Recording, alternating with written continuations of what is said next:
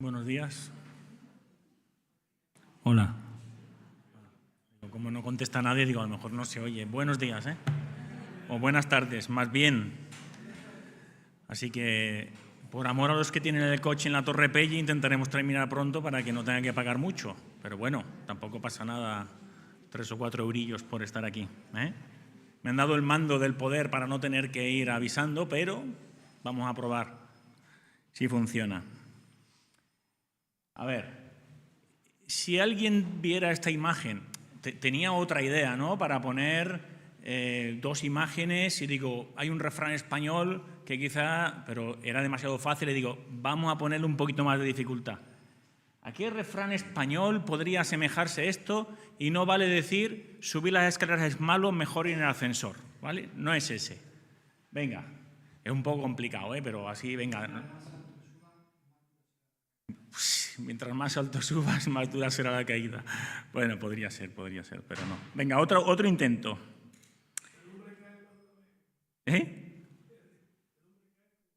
Ahí va. Parecido a ese. Que el hombre es el único animal que ¿qué? Ahí va. Bueno, no se parece mucho, pero es que si ponía una piedra y un animal, ¿no? Era muy fácil. Entonces, dice que el hombre es el único animal que tropieza 2 veces con la misma piedra, pero yo diría que más, ¿no? Más veces, ¿no? Y aquí tenéis al pobre hombre pues subiendo y pataplón que se cae, y otra vez que sube y otra vez que se cae, ¿no? Eso sí, cada vez que se cae se levanta. Buena apreciación, ¿eh? Ahí va. Bueno, los americanos están prácticos siempre, ¿eh? En esta mañana quería ver una historia que ocurrió hace 2500 años, ¿no? Pero que si miro alrededor mío, en lo que pasa en la sociedad, en lo que hay en las noticias, veo que es una historia que es totalmente actual, ¿no? Algo que ocurrió hace cientos de años y que se repite, porque el hombre es el único animal que tropieza más de 2 veces con la misma piedra. Seguramente en nuestras conversaciones con las personas que nos rodean que no son creyentes, ¿no? Nuestros compañeros de trabajo, nuestros familiares, nuestros amigos, les habremos oído decir alguna vez, sería más fácil o más sencillo para el ser humano, ¿no?, creer si el mensaje viniera de un profeta, como los del Antiguo Testamento, ¿no? Apareciera una persona con poder, ¿no?, y con poder de palabra, y nos trasladara ese mensaje. Quizás sería más sencillo creer, ¿no? Quizás sería todo más creíble. Aunque, como se nos habló el domingo pasado, ¿no?, si alguien recuerda que decía, a partir de la 3.ª generación ya casi ni se acuerdan, ¿no? Así que por ese motivo necesitaríamos un profeta cada 80, 90 años, ¿no?, que fuera repitiendo y repitiendo y repitiendo. Nosotros, ciudadanos del siglo XXI, a diferencia de los ciudadanos de hace 2500 años, tenemos un libro donde viene todo escrito. Es así, ¿no? Un libro, además, en nuestro idioma, ¿no? Un libro en versiones actualizadas para el que no entienda lenguajes o el idioma más antiguo, ¿no? Incluso es raro la persona que no pueda hoy leer, pero incluso para el que no puede leer, ¿no?, hay la opción de la audiolectura, ¿no?, muy práctica. De cuando en cuando, alguna mañana, se oye por aquí alguna audiolectura, ¿no? Pero lo cierto es un libro que no necesita interpretaciones, ¿no? Podemos leer y el Espíritu Santo nos revela lo que viene en la Escritura. No solo el mundo que nos rodea, incrédulo, necesita recibir un mensaje constante, ¿no?, sino los que formamos la Iglesia también necesitamos este mensaje constante que nos ayude a cambiar algunas de nuestras actitudes que a veces arrastramos por desidia, a veces arrastramos por cansancio, por apatía, y que incluso a veces tan arraigadas a nosotros que son dañinas. Quisiera esta mañana centrarme en un libro de un profeta que es el último libro del Antiguo Testamento. Venga, rápidamente. Malaquías, bien. Ya, funciona esto, Ángel. Maravilloso.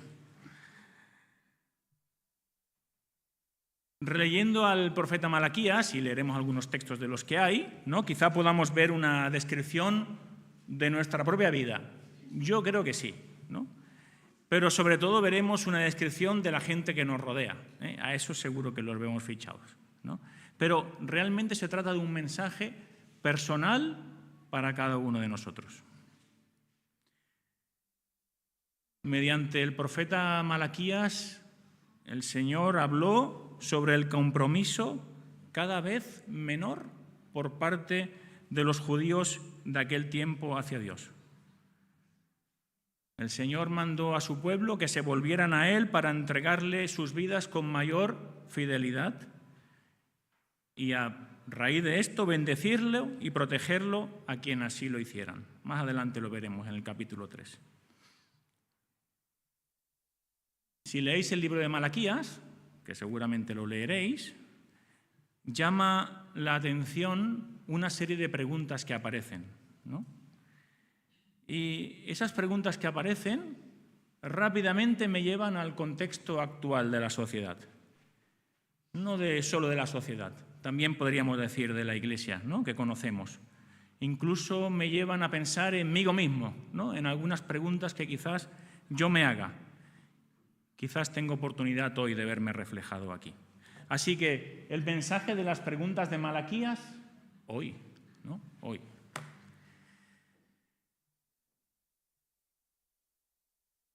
Hay muchas preguntas que hace el pueblo, ¿no?, a Dios en el libro de Malaquías, pero que el profeta se centra continuamente en expresar el señorío de Dios a través de ese diálogo que entabla con el pueblo. Vemos también que a pesar de la situación de la sociedad que se expresa en el libro, vemos a un Dios que se manifiesta con amor, ¿no?, un Dios con honor, un Dios que es fiel, un Dios que es justo, ¿no?, y que es paciente. Hablemos un poco del autor y la fecha en la que fue escrito el libro, para hacernos un poco idea de cuál era la situación en la que estaba el pueblo. El nombre de Malaquías significa mensajero de Jehová. Así que ya con el nombre solo ya traía algo, ¿no?, ya traía algo de parte de alguien. Malaquías es el último de los 3 profetas que tenemos después del exilio, o sea, cuando vuelven del cautiverio de Babilonia. No da detalles exactos de la fecha en la que se escribió, ¿no?, ni tampoco de cuánto duró su ministerio. Lo que pasa que los historiadores, leyendo el libro y el contexto y el entorno, pueden deducir que el templo de Jerusalén ya se había reconstruido. O sea, ya hacía unos años que se volvía a tener sacrificios en el templo, ya estaba en marcha otra vez, ¿no?, en Malaquías capítulo 1. También se habla en el entorno de un príncipe que hace referencia al rey de Persia que reinaba por toda la tierra. Así que ya van un poco localizando cuál era el momento, ¿no? Y tenemos algún otro dato interesante, como era la triste condición del pueblo, muy similar a la que se describe en Nehemías también, que es el mismo periodo, ¿no?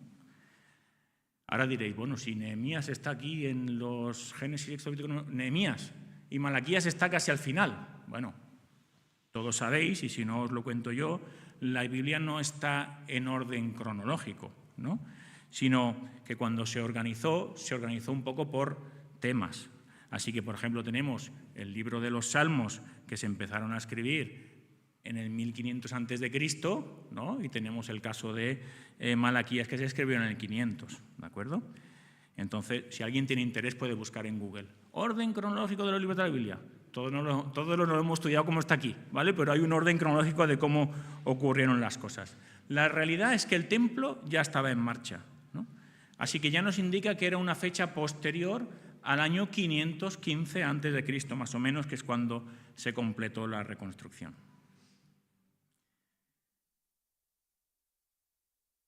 Debían haber pasado bastantes años, ¿no?, después de esta reconstrucción en el año 515, para que el pueblo entrara en este descuido de los sacrificios, ¿no? Quizá habían olvidado, quizá habían perdido el entusiasmo, ¿no?, que sus padres o sus abuelos habían tenido cuando habían reconstruido el templo en su vuelta de Babilonia. Podemos decir que quizás eran personas que por esa rutina, ¿no?, por ese tiempo largo, por ese cansancio, estaban en un momento de desánimo, estaban en un momento de incredulidad, estaban en un momento de cansancio, ¿no? ¿No suena esto hoy en día también? Así que, recapitulando, cuando Malaquías empieza su actividad profética, el templo ya estaba reconstruido, el culto ya estaba en marcha y la conducta de los sacerdotes estaba totalmente alejada o aislada de la enseñanza de Dios. Recuerda esto también a cuando Jesús entra en el templo de Jerusalén, ¿no?, y se encuentra, conocemos la historia, ¿no?, las mesas de los mercaderes ahí dentro, y dice que hace un hato de cuerdas y los echa a todos fuera, ¿no? Así que 500 años después o 600 años después se repite. Si a alguno le gusta hacer un poco de turismo, ¿no?, y va por el centro y quiere entrar por la puerta esta que da al patio de los Naranjos de la Giralda, que se llama, creo que, la Puerta del Perdón, ¿no?, esta que es como un arco árabe, ¿no?, se puede encontrar ahí arriba una escultura de Jesús echando fuera a los campistas, porque resulta que aquí en la Giralda también se repetían en la catedral la misma situación de los mercaderes. Y ahí vais a ver, derecha e izquierda, a Pedro y a Pablo, dos esculturas, vigilando que nadie más se coloque. Bueno, esto es solo como anécdota. A pesar de estos abusos, ¿no?, en la práctica del culto que tenían los sacerdotes, se sumaban otros de carácter moral, que los iremos leyendo, ¿no?, y además otros de carácter social. Los ricos oprimían a los pobres, vaya. Muchos repudiaban a la esposa de su juventud para casarse con mujeres extranjeras, vaya, matrimonios que los comprometían a adorar a otros ídolos. Y otros consideraban que era inútil servir al Señor. Veían a los malos que, a su parecer, les parecía que todo le iba mejor a los que no seguían al Señor. Todos estos pecados son condenados por Dios mediante el profeta Malaquías, que hace esa insistencia.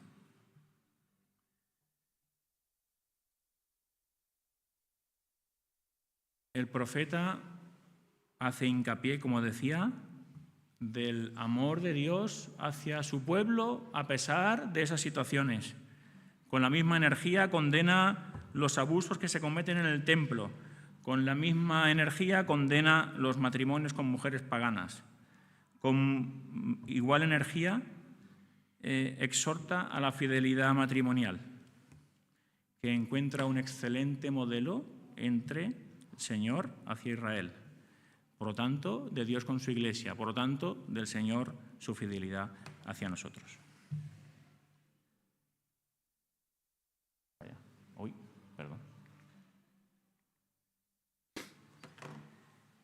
Luego del último mensaje que aparece en el Antiguo Testamento, dado por Malaquías, pasaron 400 años de silencio.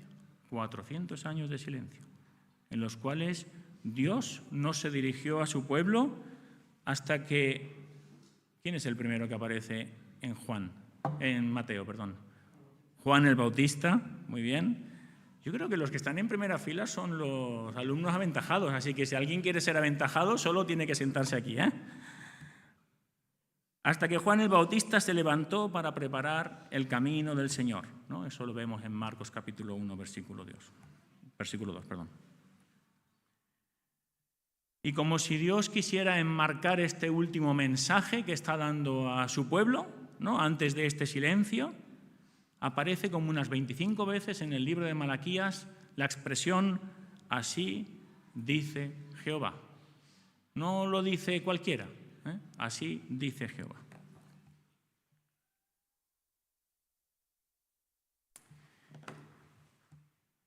Seis preguntas que pueden mostrar la pésima condición en la que se hallaba el pueblo de Israel. Vamos a revisarlas esta mañana rápidamente. Las preguntas son las siguientes. ¿En qué nos amaste? Ojo, que son preguntas que hace el pueblo a Dios. ¿En qué hemos menospreciado tu nombre? ¿En qué te hemos deshonrado? ¿En qué te hemos cansado? ¿En qué hemos de volvernos? ¿Y qué hemos hablado contra ti? 6 preguntas que salen en este entorno que hemos dicho que nos parece tan actualizado, ¿no? 2500 años atrás, y resulta que las 6 preguntas estas y otras 6 podríamos hacerlas nosotros.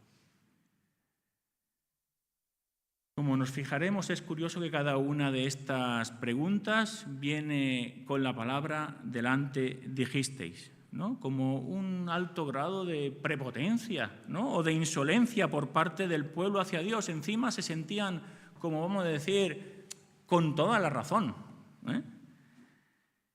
Parece incluso que actuaban con cierto descaro. Cada vez me parece que este libro se escribió ayer, ¿no? Y apareció hoy por aquí. Cada vez me parece más que este libro se escribió ayer. Veamos algo más de las preguntas. Yo enfoco para allá, pero tengo que enfocar para allá, ¿verdad? O para allá. ¿En qué nos has amado? Leamos en Malaquías capítulo 1. Malaquías, como he dicho, el último libro del Nuevo Testamento. Fácil de encontrar, rápidamente. Dice el capítulo 1, versículo 1, dice: profecía de la palabra de Jehová contra Israel por medio de Malaquías. Yo os he amado, dice Jehová. Y dijisteis: ¿en qué nos amaste?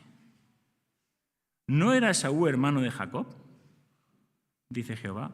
Y amé a Jacob, y a Esaú aborrecí, y convertí sus montes en desolación, y abandoné su heredad para los chacales del desierto. Cuando Edom, que hace referencia a Esaú, dijere: nos hemos empobrecido, pero volveremos a edificar lo arruinado, así ha dicho Jehová de los ejércitos: ellos edificarán, y yo destruiré, y les llamarán territorio de impiedad, y pueblo contra el cual Jehová está indignado para siempre. Y vuestros ojos lo verán, y diréis: sea Jehová engrandecido más allá de los límites de Israel. Vosotros decís: ¿en qué nos has amado? Le dice el pueblo a Dios directamente. Israel había olvidado todos los favores, ¿no? Y bendiciones que había recibido del Señor, ¿no? De cómo y cuántas veces nos había librado de nuestros enemigos. Israel mostró ser un pueblo ingrato. Como decía antes, la forma en que pregunta el pueblo muestra su grado de insensibilidad espiritual, ¿no? No se acordaban de nada. ¿Nos puede pasar a nosotros? ¿No? Dios eligió a Jacob, ¿no? La elección fue suya, no por sus méritos. El Señor nos ha preparado una solución, el Señor nos ha preparado ser hijos suyos. Poco podemos hacer nosotros para autosalvarnos, ¿no? Si hacen esta pregunta el pueblo, veo una respuesta implícita o una expresión implícita. Cuando dicen: tú nunca nos has amado, ¿no? Porque si están preguntando ¿en qué nos has amado? Y cuando alguien es capaz de decir esto es porque realmente cree que no ha sido amado, ¿no? Y muchas veces, aunque le mostremos el camino, no se van a convencer. Dios declara en este primer tramo que les amaba, pero ellos aparentan no saber qué es lo que Dios les está diciendo. ¿Qué nos preguntamos nosotros? ¿No? ¿Nos preguntamos lo mismo? ¿Tenemos respuestas nosotros cuando el Señor nos dice: yo os he amado? ¿Podemos decir nosotros en qué nos has amado? Creo que no debería ser una pregunta por nuestra parte, ¿no? Más bien debería de ser una lista de cosas que pudiéramos poner delante del Señor. Una segunda pregunta que hace el pueblo, en capítulo 6 al 14, dice: el hijo honra al padre y el siervo a su señor. Si pues soy yo padre, dice, ¿dónde está mi honra? Y si soy señor, ¿dónde está mi temor? Dice Jehová de los ejércitos, a vosotros, oh sacerdotes, que menospreciáis mi nombre, y decís, ¿en qué hemos menospreciado tu nombre? El Señor les contesta y les dice, en que ofrecéis sobre mi altar pan inmundo, y dijisteis, ¿en qué te hemos deshonrado? En que pensáis que la mesa de Jehová es despreciable, y cuando ofrecéis el animal ciego para el sacrificio, ¿no es malo? Asimismo, cuando ofrecéis el cojo o el enfermo, ¿no es malo? Dice, preséntalo pues a tu príncipe, ¿acaso se agradará de ti o le serás acepto? Dice Jehová de los ejércitos. Ahora pues, orad por el favor de Dios para que tenga piedad de nosotros, pero ¿cómo podéis agradarle si hacéis estas cosas? Dice Jehová de los ejércitos. ¿Quién hay también de vosotros que cierre las puertas o alumbre mi altar de balde? Yo no tengo complacencia en vosotros, dice Jehová de los ejércitos, ni de vuestra mano aceptaré ofrenda.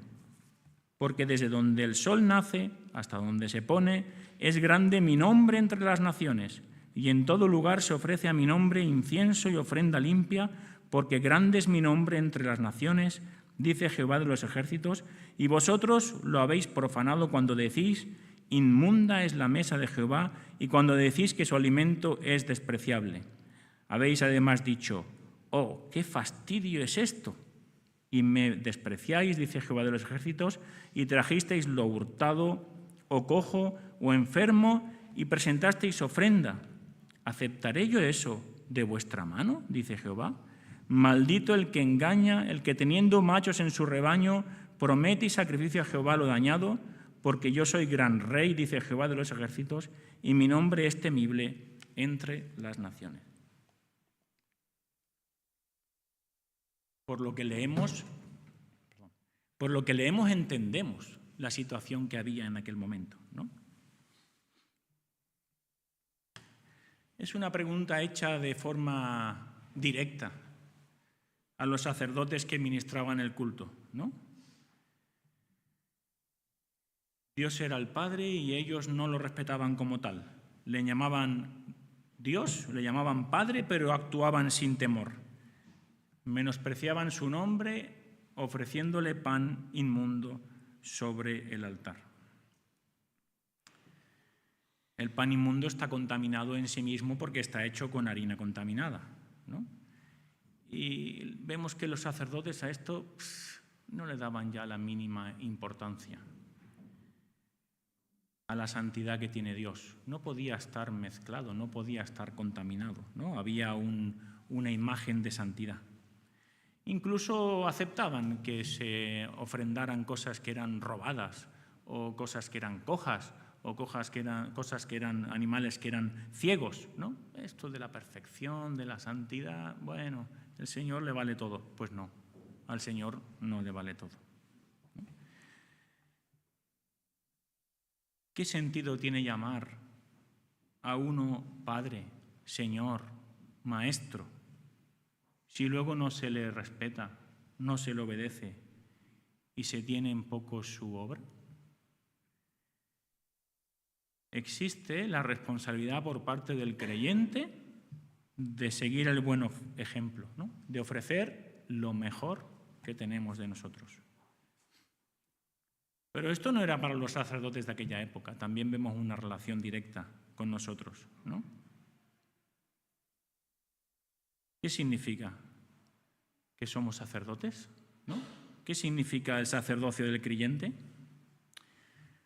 Los escritores del Nuevo Testamento usaron varias palabras para describir nuestra nueva naturaleza como creyentes, ¿no? Así que se nos describía como siervos, se nos describía como ovejas, como santos y como hijos de Dios, ¿no?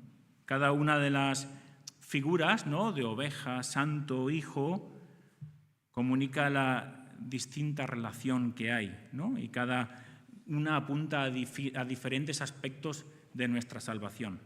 Pero Pedro también describe a los cristianos como sacerdotes. En su primera epístola dice, en 1 de Pedro 2:9 dice, somos real sacerdocio, ¿no? Y un poquito más adelante dice, y sacerdocio santo, bueno, un poquito más atrás que es el 5, ¿eh? Y el mismo apóstol Juan decía que el Señor nos hizo reyes y sacerdotes para Dios en Apocalipsis.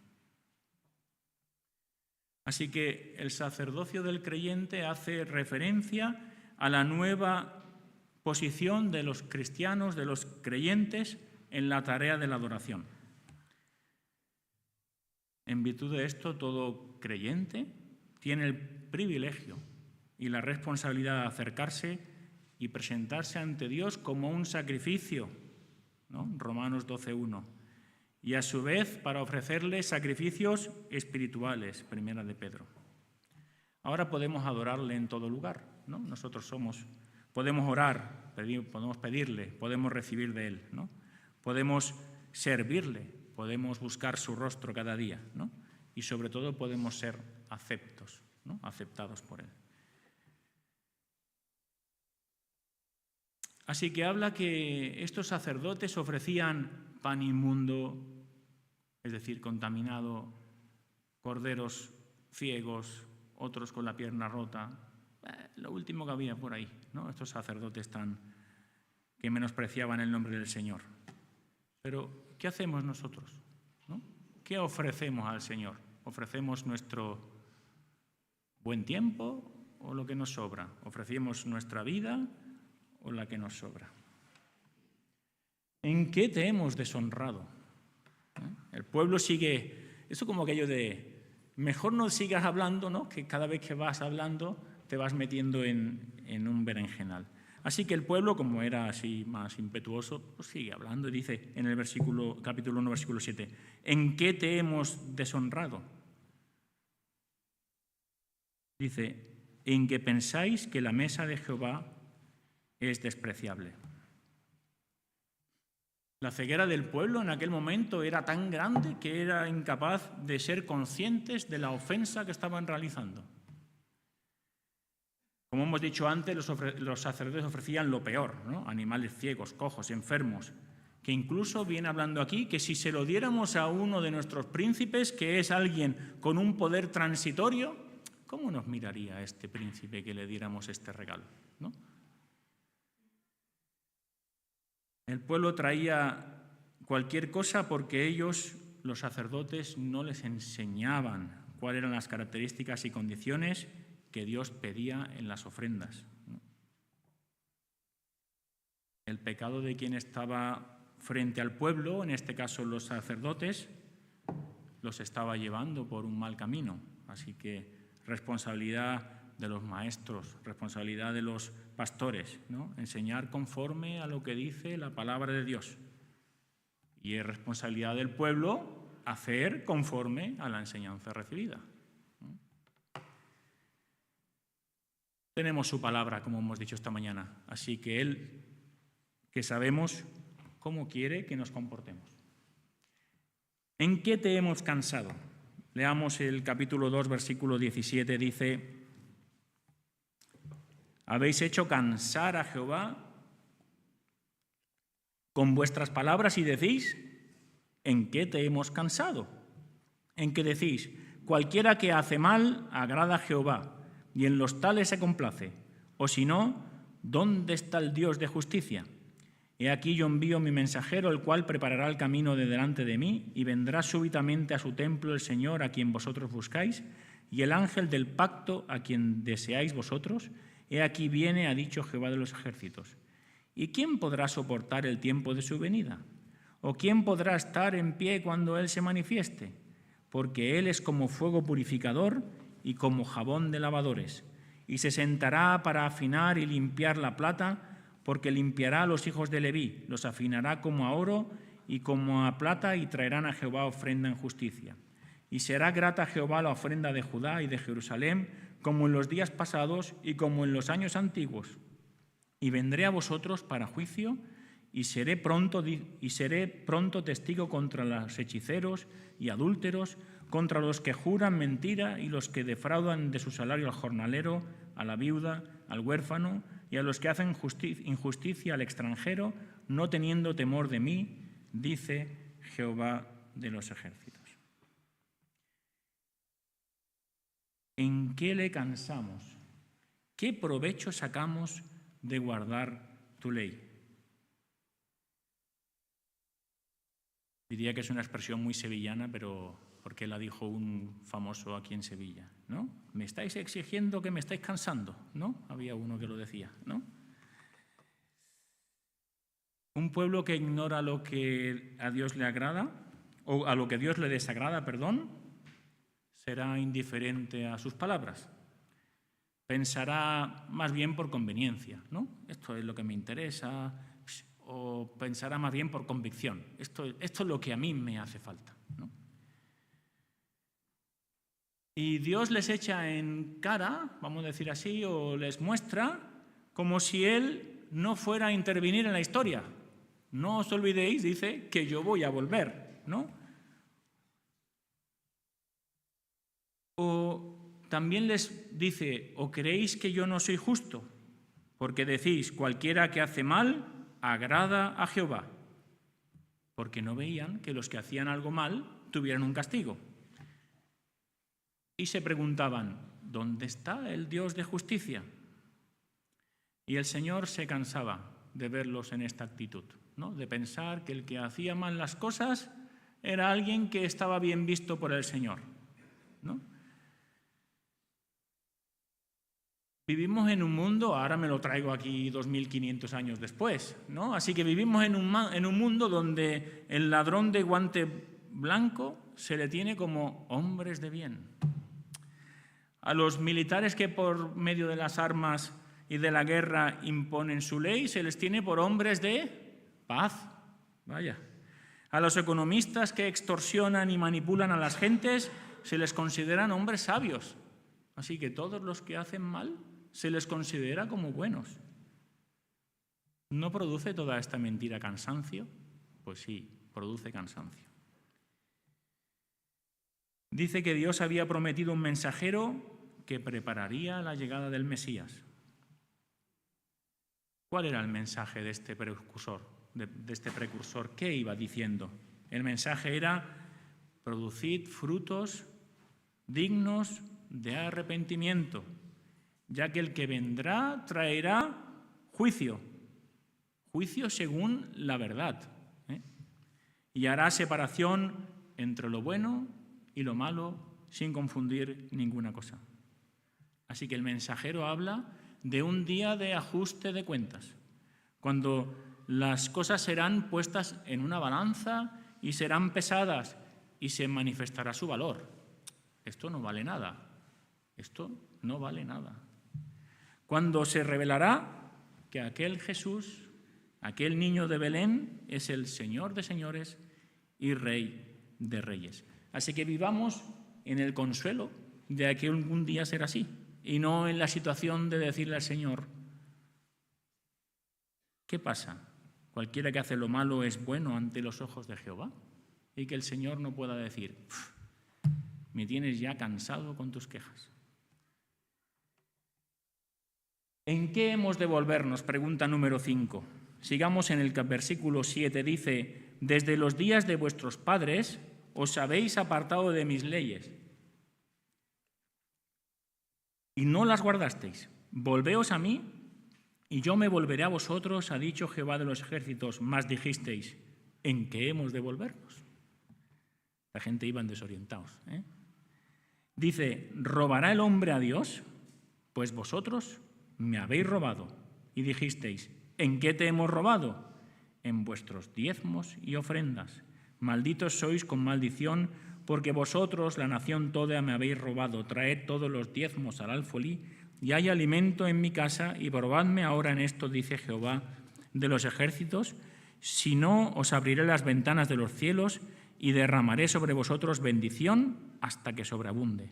Reprenderé también por vosotros al devorador, y no os destruirá el fruto de la tierra, ni vuestra vid en el campo será estéril, dice Jehová de los ejércitos.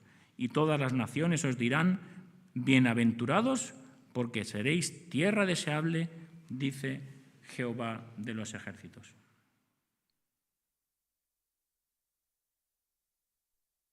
Dios les dice que si no han sido consumidos ha sido porque yo, Jehová, no cambio.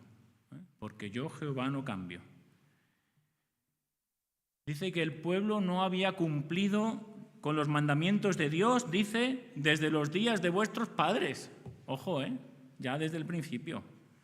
Cualquiera de nosotros que tuviéramos un poco de poder, y no hablo del mando que pudiera mandar rayos, diría, un rayo para ti, rayo para allá. ¿No? Vaya, la paciencia del Señor. Dice, porque yo, Jehová, no cambio. Porque si el Señor fuera cambiando, ¿no?, estábamos chamuscados más de uno, a diestro y siniestro, ¿no? Israel piensa que es un pueblo, además piensan que es un pueblo limpio, inocente, ¿no?, santo, obediente, un corderito, vamos. Y su soberbia y su dureza de corazón no le permite darse cuenta de su conducta impía. Y es una pregunta presuntuosa por parte del pueblo, ¿no?, que refleja una soberbia importante, ¿no?, de un pueblo que ha puesto su confianza en sus posesiones o en sí mismo, ¿no?, y se ha alejado de Dios. No ha entregado su vida a Dios como ofrenda. ¿Cuánto de nuestra vida no estamos trayendo delante de Dios como ofrenda para que Él la multiplique? ¿Cuánto de nuestra vida no estamos trayendo delante de Dios como ofrenda para que Él la multiplique? La sexta pregunta, para ir terminando, dice el capítulo 3, del 13 al 18, dice: vuestras palabras contra mí han sido violentas, dice Jehová, y dijisteis, ¿qué hemos hablado contra ti? Habéis dicho, por demás es servir a Dios, que aprovecha que guardemos su ley y que andemos afligidos en presencia de Jehová de los ejércitos. Decimos pues ahora, bienaventurados son los soberbios y los que hacen impiedad, no solo son prosperados, sino que tentaron a Dios y escaparon. Entonces los que temían a Jehová hablaron cada uno a su compañero, y Jehová escuchó y oyó, y fue escrito libro de memoria delante de él para los que temen a Jehová y para los que piensan en su nombre. Y serán, dice el Señor, para mí especial tesoro, ha dicho Jehová de los ejércitos, en el día en que yo actúe, y los perdonaré, como el hombre que perdona a su hijo que le sirve. Entonces os volveréis y discerniréis la diferencia entre el justo y el malo, entre el que sirve a Dios y el que no le sirve. ¿Qué hemos hablado contra ti?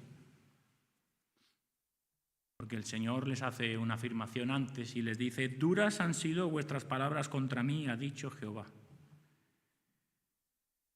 Y decían que no era, ¿cómo decirlo?, que no valía la pena, ¿no?, que no valía la pena esperar a Dios, que era inútil servir a Dios.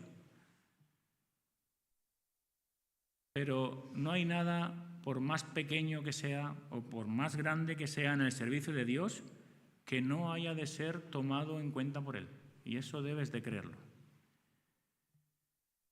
El comportamiento del pueblo equivalía a decir que no era provechoso servir a Dios, ¿no? Y como dice, andar afligido en presencia de Jehová de los ejércitos.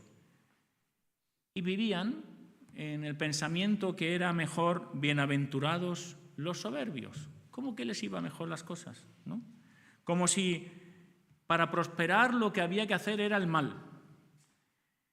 Incluso veían que los que tentaban a Dios escapaban, no les pasaba nada. Y esa forma de vivir hablaba mal de Dios.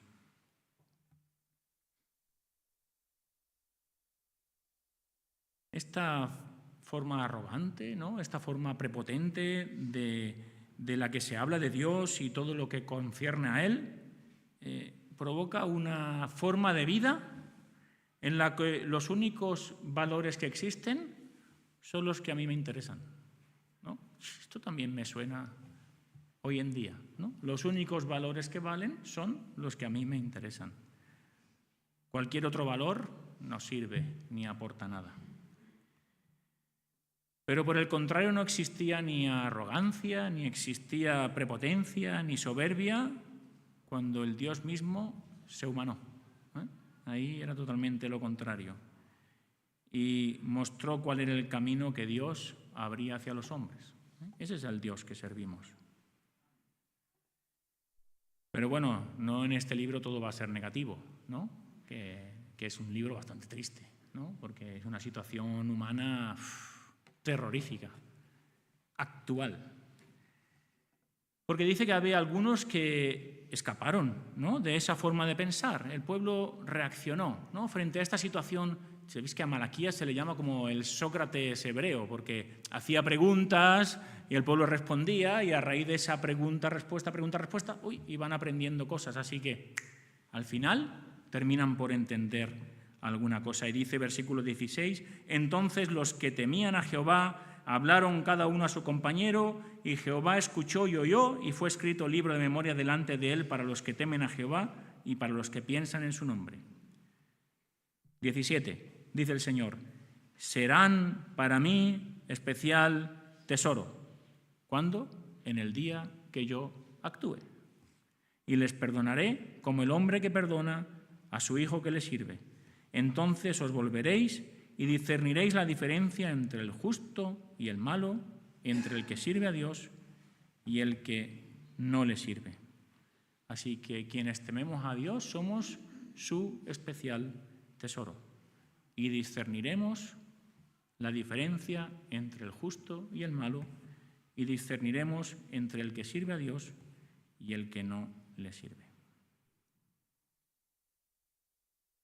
Y por último, el profeta anuncia el día del Señor. El día del Señor que purificará a los sacerdotes, que destruirá toda injusticia y que dará el triunfo a los justos. Y esta restauración, ¿no?, del orden moral y esta restauración del culto termina en el sacrificio perfecto ofrecido por el Señor a todas las naciones. Malaquías profetiza de Juan el Bautista, ¿no?, que vendría como predecesor de Cristo y vendría con un mensaje de reconciliación. Versículo 6 del capítulo 4 dice, Él hará volver el corazón de los padres hacia los hijos y el corazón de los hijos hacia los padres, no sea que yo venga y hiera la tierra con maldición. Las profecías de Malaquías, como hemos visto esta mañana, son pertinentes en un mundo actual, ¿no? Porque al igual que hace 2500 años, las personas de hoy en día, los hombres de hoy en día, siguen actualmente viviendo lejos de Dios. Igual, ¿no? ¿En qué nos amaste? ¿No? Cada uno de nosotros podíamos responder esto. Y si no, malo. ¿En qué hemos menospreciado tu nombre? ¿En qué te hemos deshonrado? ¿En qué te hemos cansado? ¿En qué hemos de volvernos? ¿Y qué hemos hablado contra ti? Examinemos nuestra consagración al Señor. ¿Estamos dando lo mejor de nosotros, de nuestro tiempo, de nuestros talentos, de nuestro esfuerzo, en definitiva, de nuestra vida a Dios? ¿Estás dando lo mejor de ti a Dios o lo estamos sacrificando al mundo? ¿Acaso se nos puede también llamar la atención de que estamos sacrificando a Dios o de ofrecer a Dios lo dañado? Ese tiempo que me sobra, esa desgana que tengo. ¿Acaso somos nosotros culpables de ofrecer a Dios lo dañado? ¿Robará el hombre a Dios? Dice, ¿no?, Malaquías. ¿Robará el hombre a Dios? Aprendamos que Dios ha prometido bendición para los que son obedientes y fieles. Y dice que seremos su especial tesoro. Bueno, pues en esta mañana traía para vosotros estas 6 preguntas que espero que queden ahí por lo menos alguna, en la cabeza dando vueltas, ¿no? Y tengáis ocasión también de leer el libro. Espero que haya sido también de bendición para vosotros como lo ha sido para mí.